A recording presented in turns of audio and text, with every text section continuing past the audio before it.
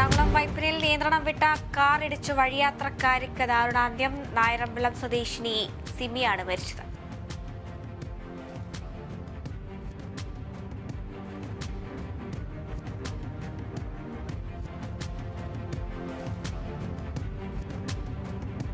തിരുവനന്തപുരം കാട്ടാക്കടയിൽ ഓട്ടോകൾ കൂട്ടിയിടിച്ച അപകടം. Auto driver Plavoor സ്വദേശി കുമാറിന് ഗുരുതര പരിക്ക്. അപകടമുണ്ടായത് വാഹനത്തെ മറികടക്കുന്നതിനിടെ.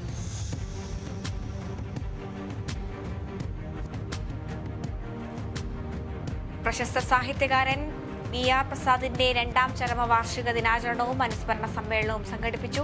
ആലപ്പുഴ മാങ്കൊമ്പിൽ വെച്ച് നടന്ന പരിപാടി ഡോക്ടർ നെടുമുടി ഹരികുമാർ ഉദ്ഘാടനം ചെയ്തു.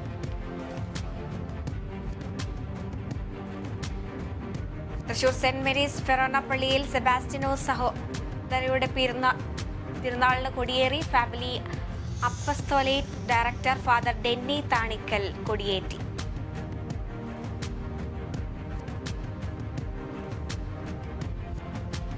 റിലീസിനൊരുങ്ങി മോഹൻലാൽ. റോഷൻ ആൻഡ്രൂസ് ചിത്രം ഉദയനാണ് താരം. ചിത്രം ഈ മാസം 4K ദൃശ്യമികവോടെ തിയേറ്ററുകളിലെത്തും.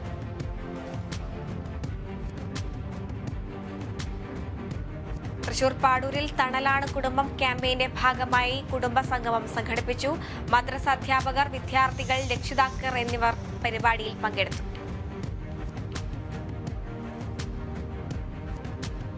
ആരാധിക്കുന്ന ഭഗവതിയുടെ ചിത്രം വരച്ച് ഭഗവതിക്ക് മുന്നിൽ സമർപ്പിച്ച് ആലപ്പുഴ കുരട്ടിക്കാട് സ്വദേശി വിദ്യ. കുരട്ടിക്കാരേശ അമ്മയുടെ പൂർണ്ണകായ ചിത്രം വരച്ചാണ് വിദ്യ ക്ഷേത്ര നടയിൽ സമർപ്പിച്ചത്.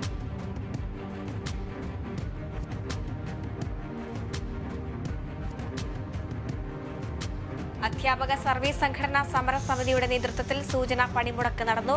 തിരുവനന്തപുരം ആറ്റിങ്ങലിൽ നടന്ന സമരം ജോയിന്റ് കൌൺസിൽ സംസ്ഥാന വൈസ് ചെയർപേഴ്സൺ MS സുഗതകുമാരി ഉദ്ഘാടനം ചെയ്തു.